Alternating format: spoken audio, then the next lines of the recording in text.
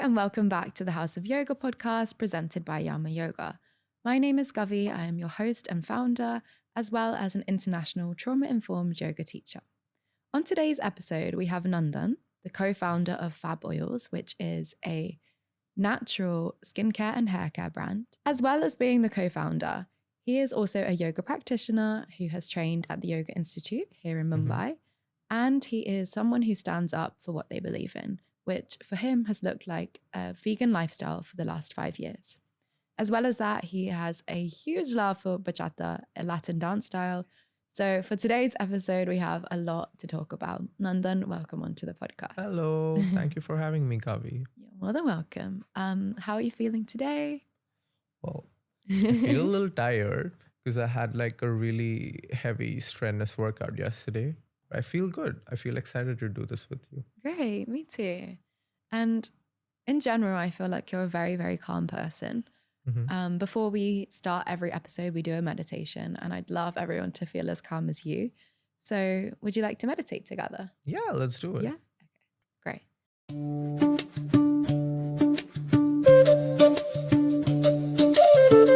So we're going to start, guys, in a seated position if you can be, or you can just take a moment to pause in your day and be mindful.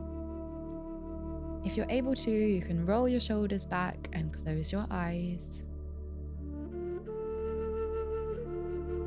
And you can relax your body.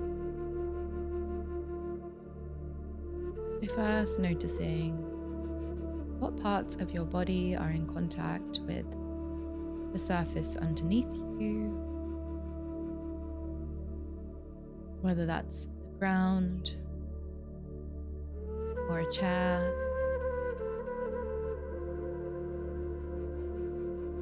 Just feel yourself really grounding into that surface.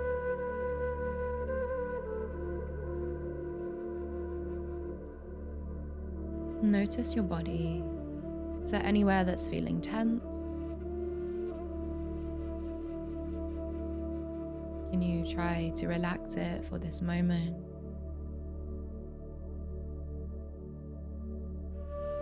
Relaxing your facial muscles as well.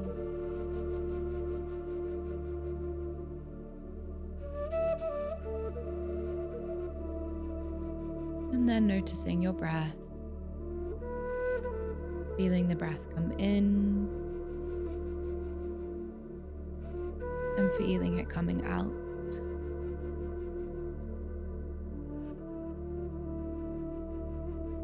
We're going to do 3 rounds of breathing slowly. In through the nose. Inhale, fill up your belly, fill up your lungs with as much air as you can. Relax the shoulders as you do so. Gently exhale.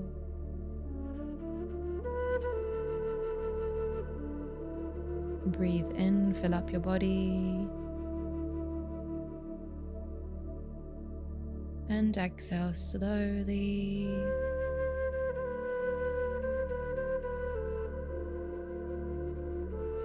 One more time, breathe in as much air as you can.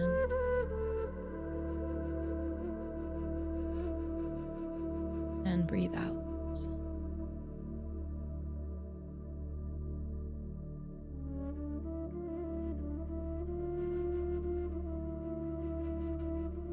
Observing your breath returning back to normal. Just check in with yourself, how you're feeling right now.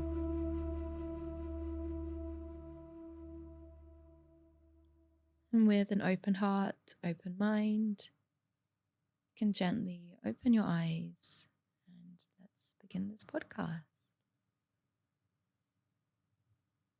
Thank you. Nandan, how are you feeling?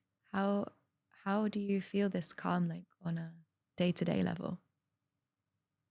Right now, I'm feeling quite calm. Good. We're here just after the meditating session. But I think in general, one of the reasons why I feel like I've just been able to stay this calm is thanks to my parents. Because when I was really young, they would take me to an ashram When I Mm. was 4 years old, I would spend like a few weeks every year in an ashram of their spiritual guru. And I learned a lot about service. I learned a lot about meditation from that age. So I think that just helped me over the years to, be really calm. Yeah. And you told me that you started doing that from 3 or 4 years old. Hmm. That really makes an impact on your whole subconscious, right? If you're doing it so Honestly, I was just 3 years old, young. so I don't remember that much.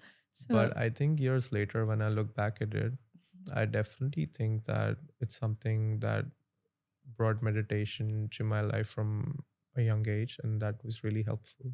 Yeah. I love that that was in your life from so young. And you've done a yoga teacher training yourself Hmm. at the Yoga Institute, the oldest yoga school in the world, right? Hmm. Um, but today you're not really following so much about the yoga asanas. It's still in your life. How? How is it impacting your everyday? Hmm. I think I did my yoga teacher training course around 4 years ago. And today, you're right. Asanas aren't a huge part of my yoga journey, but asanas are also only 3% of yoga. There's so much to yoga beyond asanas, right? There's kriyas, there are yamas, niyamas, which you need to follow. There's also so much of yoga philosophy, which helps you take on life and gives you the right attitude to receive, right? The Mm. blessings of life. So I think these principles of yoga really help me to this day as well. So even though I don't practice as much of yoga asanas, I think I do follow kriyas, Hmm. which are neti. That's something I do follow on the regular because honestly, I've always struggled with allergies. Okay. And with the pollution now, neti really helps. In the beginning, it can sound freaky because you're trying to put salt water in your nose and trying to get it out from the other. But over time, when you learn it with a trained practitioner and you do it sort of consistently, it really helps you to just have clean airways and just like breathe better. Yeah. Yeah, it's one of my favorite practices as well because you just feel so open Hmm. afterwards. And we were saying as well that this is such a nice practice to do in this climate. I mean, anywhere you can do it, but especially in this climate where it's so polluted, there's a Hmm. lot of pollutants getting stuck in our nose. So Exactly. you just feel amazing afterwards. Yep. Is there anything else from yoga that you practice? So there's one more kriya which I do practice, not every day, but quite regularly. Honestly, I don't remember what it's called, but I can quickly describe it for you. Yeah. It sort of is like before going to sleep, you just close your eyes and you go through your entire day from a third person's perspective. So you're not focused too much on, say, an individual act that you've done, but the focus is more on just reminding yourself that all these things are what you did in the day. And you sort of let emotions aside and just look at yourself as and observe the karma that you're doing. Mm. Because too often we are very judgmental about how we behave or how we act, but when we learn to separate emotions from that and we can just go through our daily lives and observe, that helps us understand our patterns better. That helps us actually bring change because now we're not focused or stuck on the emotional bits of it, Yeah. but more on observation and how can I, change these patterns or how can I actually do better karma to help fuel my growth. Yeah. And do you feel like that makes you a more compassionate person, a more kind person, not only to yourself, but other people? For sure. I think it starts first with compassion to yourself Hmm. because when you are able to go through your day and when you're able to observe your actions without judgment, and if you have that kindness for yourself, you're able to have even more kindness for people around you. Yeah. So I definitely think this practice helps a lot with that, but mostly with compassion to yourself because it does start with having a kind relation to yourself. Yeah. That's really nice. And so you don't practice the yoga asanas as much anymore, but movement is still a huge part of your life, from going to the gym Hmm. to also dancing bachata. So, for those of you who don't know, bachata is a Latin dance style, and there's these kind of social events that happen here. It's always been a social dance, Hmm. but you go to them regularly and really love the practice. Can you talk a bit more about why bachata instead of yoga? Like, what kind of energy does bachata bring out in you that yoga per se doesn't have to offer? Hmm. Well, I think for me, yoga has always been an inward journey. It sort of has always helped me understand myself more. Like, even if I'm in a group class, right, with the teacher instructing, my experience with yoga is more with my mind. And especially now, because I don't focus as much on the asanas, I'm focusing more on the kriyas and the philosophy of it. I Mhm. think it's a very inward journey for my mind. I think what I love about bachata is you're able to go out and meet really interesting people and sort of express your creative energy with the world. So, and firstly, I love bachata music. Yeah, yeah. Even more than dancing, I just love bachata music. It just makes me really happy. And with all the instruments, it's so much fun. So I think it's just a fun way to, explore the world Yeah. because it's sort of like learning how to dance bachata or a social dance, right? Would be salsa or jive or anything. Mm. It sort of is like learning a new language. You could travel to any part of the world, and even if you don't speak their same language, you could communicate with them through dance. And it's just a fun way. It just increases your experiences. Yeah, yeah. It's such an amazing way of putting it. Hmm. Um, yeah, it's a really fun way to communicate with people. Yep. I went to a dance show the other week and learned about bachata, by the way. Hmm. And it used to be like a legal dance form. I don't know if you know it already in, Hmm. I think, Dominican Republic. And um, all of the instruments that are involved in bachata music used to be like just kitchen equipment and like scraping like things randomly. Wow. Yeah, and then I think when this leader was assassinated, then bachata got to be like everywhere and people fell in love with it as well. Hmm. But yeah, it's really a way of creating this social connection. And I feel like it gets us to explore a sensuality that, of course, yoga can. I would say yoga offers sensuality per se. Like you can be in touch with that energy, the Kundalini energy, but it doesn't per se activate that Hmm. in the way that I feel that bachata as an expression does. Would you agree? Yeah, for sure. Because there are also so many types of bachata dancing, right? The one Yeah. I enjoy is sensual bachata, which Okay. the music is more sensual. It's more fun. You can connect a bit better to yourself and to other people. Mm. So I think, yeah, I do agree with you that it's quite nice to be able to connect with that side of your personality. Yeah. So in your dance journey, you have, had some injuries, but you said that they've shaped you. Could you talk a bit about that? And would you say that any of the yamas or any of the philosophy from yoga has helped you in the way that you've, recovered and treated yourself after going through any injuries? Hmm. Well, before I actually started dancing bachata, I used to dance a bit of contemporary. Hmm. That's how I sort of started dancing. And I did tear my labrum. Like, I tore my posterior labrum, and it was quite painful. But that part of being injured taught me a lot about just being patient with yourself. And this really aligns with the philosophy of yoga, which is one of your niyamas, which is tapas, right? Mm. Which is about self discipline and austerity, which is to really be able to focus on your well being and do the hard things to get better. And I Mm. think recovering from an injury, which was an injury which happens to less than 5% of the people, because it was a more rarer version of the tear. So Okay. surgery was more complicated. So I really had to rely on good physiotherapy and just being away from, dancing, from yoga, from just being so active was really challenging, especially when you're such an active person. But I think showing up for yourself and being consistent with your recovery is really important, and the tapas philosophy of yoga really helps with that. So that niyama is in your life. Are there any other yamas that you follow or niyamas that are really close to your heart? Well, ahimsa is one of the yamas which has been really close to my heart, right?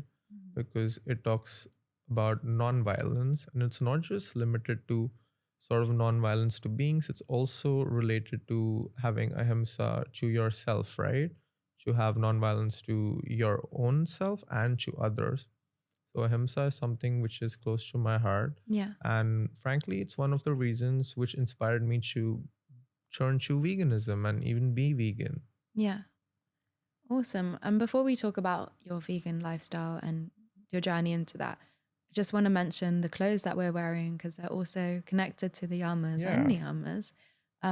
They're all about nonviolence, not only in terms of the production, but also about how they make us feel. Because for me, they just feel like an extension of my skin and they make my day and my practice just so comfortable. How's it feeling for you? First time wearing yama. Yeah, well, I have a lot of friends who have Yama clothes. Honestly, it's my first time trying them, but I really like how the fabric feels. I Mhm. don't know, is it modal? No, it's from a tree fiber. Mm-hmm. So it's super sustainable in the way that it's Mm. made, and that's why it feels so soft. Yeah, honestly, I can tell it's quite sustainable and it fits me well. I'm Yeah.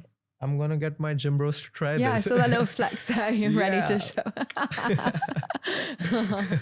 Okay, great. And okay, so then moving on to veganism. Why are you a vegan? Because in India, I don't think there are many vegan people. I mean, maybe I'm not right in that, but Mhm. especially vegan men having this, concern for the environment and for animals. Like, how did that come about? And why do you think, without being like in a culty way, like, why do more people need to be vegan? Of course. Well, actually, as a percent of population, there aren't as many vegans in India, but the third highest number of vegans in the world are in India. Oh, wow. So there are But India is a quite a massive few. country, so it makes Exactly. sense. So as a percent of population, it's really small. Yeah. Um, That's crazy though. What do you know what the other two are? it's US and UK. Okay. They are the other two. Right. So I was always vegetarian because caring for the animals just always was very intuitive to me, right? Mm-hmm. My mama was also vegetarian. She raised me that way. And from being a young kid, I always felt for the animals. Somewhere it always felt wrong to sort of hurt them or consume them when I had an option not to. And during the lockdown, I realized that there's a lot of cruelty that happens to dairy cows for the milk we consume. So in the beginning, when I saw these videos, I thought this is propaganda. I was just like, I don't want to fall for it. I'm better than that. But when I actually did my own research, I realized that the evidence is overwhelming. Mm. The number of cows that go through such torturous things for the milk we need, it's a huge number. It's in the tunes of several crores of cows every year in India only. And being a cow loving country, Doesn't we make sense. also, right, we also are the world's largest exporter of beef. So it's quite tricky how, What? Really? yeah, because most of the dairy cows which come or which sort of are bred into existence, eventually they are slaughtered for meat. Yeah. So it's sort of the same animal husbandry industry. But I think when you understand that, you realize that you have the option to impact that through your choices. So for me, it was quite simple. When the evidence was overwhelming and I did feel for the animals, I just turned vegan overnight. Like, Yeah. and I was like, I don't want to contribute to this. Yeah. But obviously, different people have different priorities, right? Yeah. So I really don't believe in imposing my values on others. Fair. But I think education is powerful, and because that's how I change, right? So Yeah. I think everyone should know what's happening so that they can make better decisions for themselves. That's really great. I've also grown up as a vegetarian. And I was at university, I was surrounded by people who are really, really conscious about the environment and sustainability, etc. And most of my friends are vegan. So it was kind of an easy switch for me to become vegan as well. So I was vegan for a year. But then I moved to Istanbul and it was like really hard to eat. Mm-hmm. So I went back to being vegetarian. But I honestly feel like most of the food that I make can be vegan and it's really easy to be vegan. It's just, for me, the block is the social thing. Yeah. But I think if you have that value like so ingrained in you and that you really do care, which I should, and I know you do, which is really nice, then it makes it easy to do it. But I feel like it's really a social block for me, which is the reason that I'm not vegan. Mm-hmm.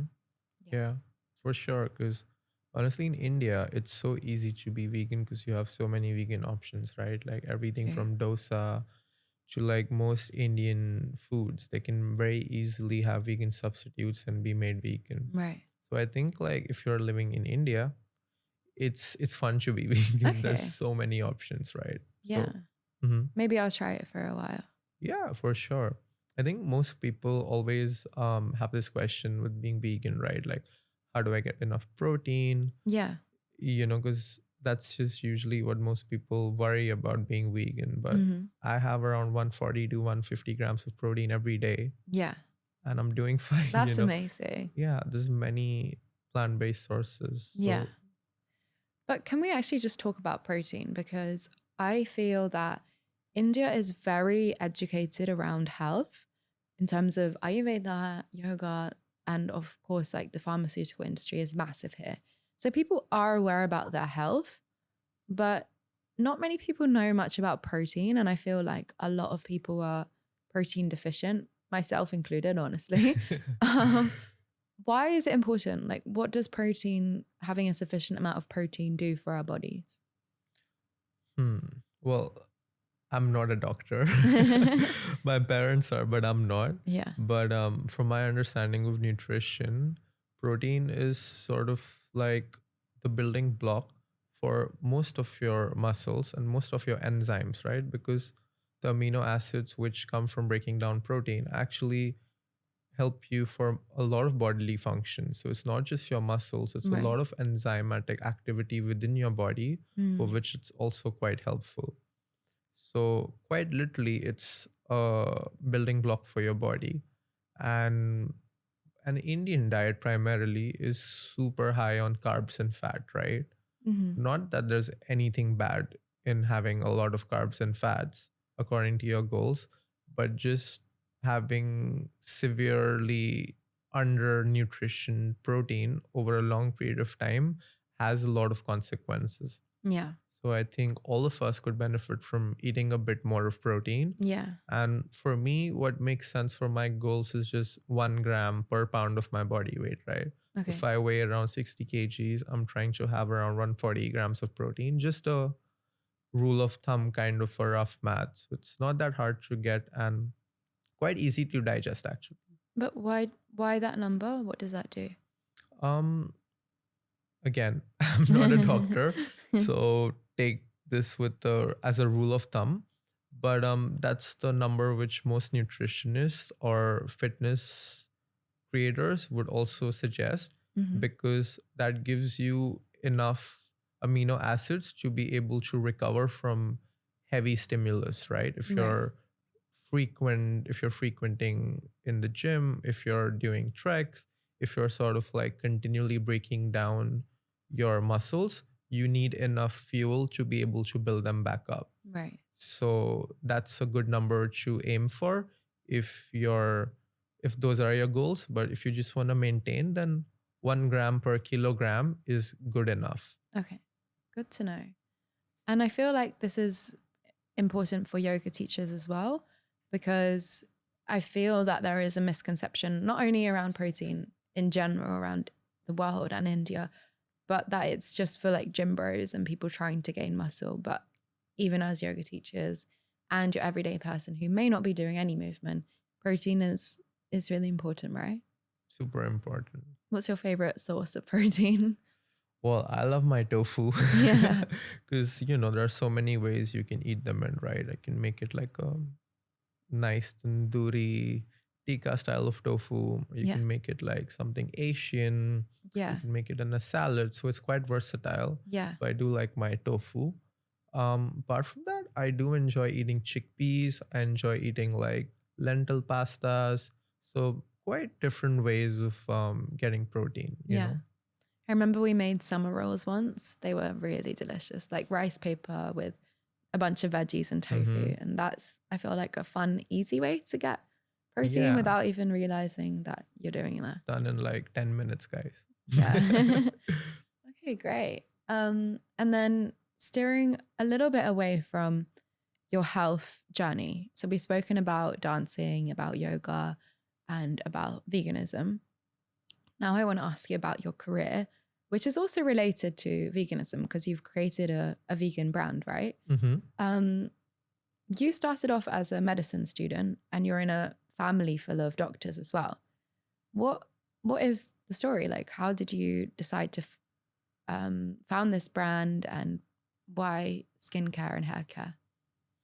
So both my parents are gynecologists, right? So they both studied medicine. So from a young age, I obviously was quite inspired by them in some ways, but also not inspired by them in some ways because it's really challenging being a doctor in India, actually. Yeah. So kudos and hats off to all the doctors here because our country needs a lot more doctors Mm. and we sort of need more budgets to support them. Okay. So shout out to all the doctors here, Woo. including my parents. Yeah. But for me, I was actually never that keen on choosing medicine as a career. It was mostly so that you know how it is with Indian parents, right? It's either your child becomes an engineer if he's smart, or they push him to medicine. So with Yeah. them being doctors, I was kind of pushed, nudged that direction. But I was always quite passionate about creating things and creating my own businesses. Hmm. So that was something which was always at the back of my mind. So I studied economics because I just wanted to understand finances and I understand how financial systems work better. So that sort of gave me a good grounding knowledge to be able to understand business better. And my co-founder Neha, who's also my best friend, she belonged to a family of fragrance manufacturers because they have been in the fragrance industry for over 100 years. So Wow. they had a lot of expertise in manufacturing Mhm. and commitment to quality. Yeah. So we got together to sort of manufacture really amazing oils. And that's how our brand was born, Fab Oils. Oh, lovely. And you have some of your products here today, your perfume oils. Yeah. I'd love to Would you see like to try them. them? Yeah, can I? Okay. And they also have a similar value to Yama, right? With the crossover between ahimsa. Like it's gentle on the skin and it's also, well, it's vegan as well. For sure. I mean, all the products are vegan and cruelty free, right? They're also sustainably packaged. Mhm. And we keep the products really natural. So we avoid alcohol in the perfume oils. So there's no harmful irritants. And we also are EFRA compliant. We're also big on like being up to date with modern regulations. So we avoid like any harmful chemicals or allergens. So they're Yeah. really gentle on your skin. And the claim is these last 2 times longer than your alcoholic spray perfume. Wow. Why is hmm that? So the way we've formulated that, the perfume oils that we have, they are able to penetrate quite deep into your skin and Mm. they keep releasing sort of the fragrance over time. Mm. So the formulation makes them to last much longer than an alcoholic spray based perfume, which sort of vaporizes very quickly. Yeah. So that's Interesting. why the life of this is much longer. I'm gonna give Interesting. these to you so you can try them Oh, out. thank you. Shall we do one by one? So we have this Yeah, is Thrilling Tango. So Nandan has named all of them. my team. Yeah? Okay, okay. Looks like this. Really curious to smell. Maybe you can give it a little rub Okay. so the fragrance blooms better. And they're unisex, the smells, but Yeah. some of them women prefer, you said? Or So all of them are unisex, but Mm. most of our customers are women. Okay. So Midnight Bliss is the one women prefer more. What do you think about Thrilling Tango? How does it make you feel? I think it makes me feel like there's like a masculine kind of smell afterwards. Like, I don't know if masculine is a feeling, but it just, I don't know, it feels grounding. I think Thrilling Tango is the one which is woody and spicy. Okay. So I think the wood in it is actually grounding. That's what maybe Mm. you're feeling now. Right. Because that'll be the top note, right? So you'll feel it more. Do you have like a favorite scents? Not one of your scents per se, but like, for example, my best friend, she loves smelling things. Like, do you have a favorite mode of scent? Well, honestly, I love smelling petrol. I know it sounds To cringy, balance out the perfume. but I just love smelling and being at fuel stations. I don't know. It's just quite joyful. I'm kidding. Uh, I'm it's really alright into if I'm you- really into oud. Okay. I personally really like oudi fragrances and oudi smells as well Okay. when they're layered with like some sort of interesting flowers. So I Okay. think that combination of oud and flowers I really like. And what's your favorite out of these? I'll try the other ones too, but Thrilling Tango is my Yeah? favorite because it's quite grounding, you know, like Mm. it's woody and spicy, but it's also citrusy. I think that mixture of it being like grounded with wood, but also interesting with like citrusy fresh notes and spicy notes makes it like a really good buy. it's developed into a really nice smell. Like, Mhm. I really feel like you have to let a perfume to sit on you for a little Yep. while, and then you understand how it works with your Exactly. Because they skin. work with the warmth of your body in a way. Yeah. Because these are Your perfume pheromones oils. too. Yeah. So it'll sort of develop even nicer the more time goes. And that's Nice. why it lasts a very long time. Okay. You know my weird smell? Like, I believe you that you love petrol. My weird one is paint. I Really? absolutely love it. Like, give me a house that's freshly painted. Mm. I'll be so happy. Like, I don't know. Why do we like these weird smells? What is the science behind that? I don't know. I don't know. I I don't think know. humans are interesting creatures. We right? are. We are. Why do we like something? We just like it. Yeah, true, true.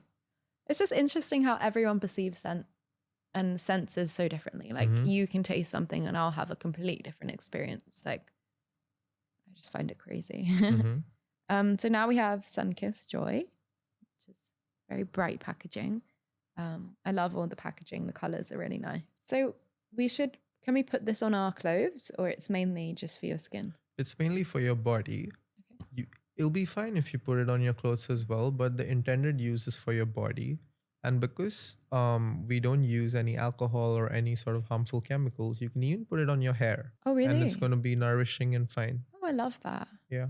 Yeah, I remember that's like a top tip for letting scents last longer on you and smell more intense, is just rubbing some through your hair. So Yeah. that's great that it's not harmful for that. You can do it with like, most perfumes because they're going to strip away some natural oil. Yeah, with the This actually is also enriched with vitamin E. Oh, So amazing. it's probably going to nourish you a bit more. You know what this one reminds me of, Sunkissed Joy, is Mhm. you know when you step into like a really nice hotel and Mhm. everything's fresh and you're just like, it just feels fresh and you're like stepping into Yeah. a moment of luxury. That's what it smells like to me. Because this one is like the freshest of all three. Yeah. We just went all out with like orange, bergamot, and mandarin. So it's sort of like super zesty and super fresh, like, very easy going day to day Yeah. fragrance to have. And then the last one is your bestseller, Yeah. Midnight Bliss. So this is Midnight Bliss, and this is our bestseller for reasons which you will find out soon. Try it. Okay, I'm gonna try. This is what it looks like. This one flies in all the pop-ups we do. This one flies on Amazon. Like, we sell a lot of this. Okay. It's very sweet, Mm-hmm. but it also has like that berry Mm. undertone. It feels really girly. Exactly. It's very Sweet. feminine. But it also reminds me of like that feeling when you have ice cream. Mm-hmm. I don't think I'm the best person to describe things. No, but frankly, you're quite accurate because this has vanilla Oh, really? and this has berries. So the vanilla and berry combination is making you feel like it's reminding you of ice cream. Okay. And it's also musky. Yeah. So it's very subtle and feminine, I think that's why it's quite an easy fragrance to give someone. Yeah. Or for someone to try. Yeah. Nice. Thank Thank you you. for letting me try. And if you guys want to purchase them yourself, like Nandan said, they're available on Amazon. You also have an Instagram page, Fab Oils Naturals, right? Yeah, we ship them from our website. We're also available on Nika. Okay, great. So there are multiple ways you guys can purchase it. Amazing. Are you going to start international shipping soon as well? Never say never, Yeah. If we do have customers internationally who want them, Yeah. we would be very happy to ship them. So yeah. Awesome. Because I have a lot of international clients and I'm sure they would now want to smell them as well. Mhm. So thank you for letting us try these. Is there anything else you want to share about your journey and, going forward, like, what do you feel like the world needs more of? I think the world needs more of people who are at peace from within. Mm-hmm. Because I think when you're at peace with yourself, you can show up and sort of be at more peace for others. And we are living in quite a fragmented world. We are living in quite dangerous times in some ways, right? But I think it's even more important to sort of take care of ourselves and have peace for ourselves first. And then that translates into more peace for people around us. Yeah. So I think we do need more of grounding, and we do need a little bit more yoga in all our lives. Yeah. Awesome. And one final question. If there's one thing that you'd like to be remembered by, like the way that you impacted the world, what would that be? I think the one thing I would like to be remembered by the way I impacted the world, it would be that I lived a life where I was not afraid to walk on paths which made sense to me, which brought peace to me and brought joy to me. And as long as I have the strength to walk on those journeys and live a life without fear and being excited for the unknown, I think I would have lived a good life. Nice. That's great. I feel like you're already doing that with following all these different passions at once: bachata, yoga, now this company of yours that is so aligned with your values. So it's really nice to see that you're already being remembered for that way. Mm-hmm. So, Nandan, thank you so much for coming on to the podcast today. I hope you enjoyed being here as much as I've enjoyed speaking with you. And I hope that you guys have also enjoyed. And I'd love you to have a moment just to think about what you've learned from this episode. And these kind of questions, they're all directed towards you to think about as well. So, what kind of impact do you want to leave on the world? What is your favorite way of sensing and your favorite way of moving? How do these kind of philosophies from yoga and the yamas, how do they resonate into your life? I'd love you to have a moment to think about it and share if you like. And that leads us to closing this episode. We're going to do a short gratitude meditation, just 1 minute or even less than a minute. You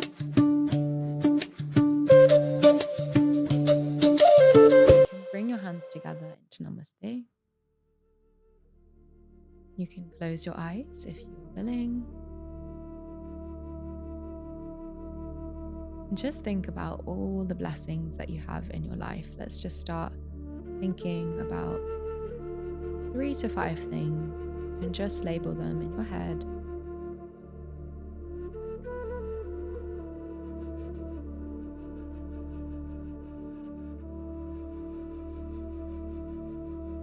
And just feel this energy of abundance.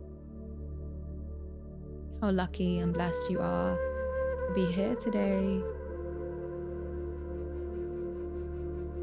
to have a body that is a home to you, that allows you to experience things like smelling, listening, seeing, tasting, all these different sensations that you get to have because you are having a human experience.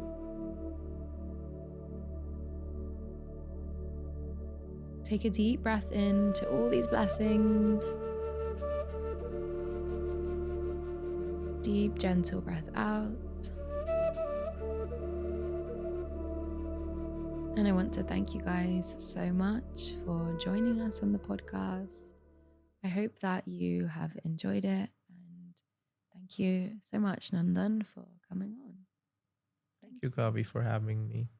Bye, guys. Thank you and namaste. I'll see you guys next time.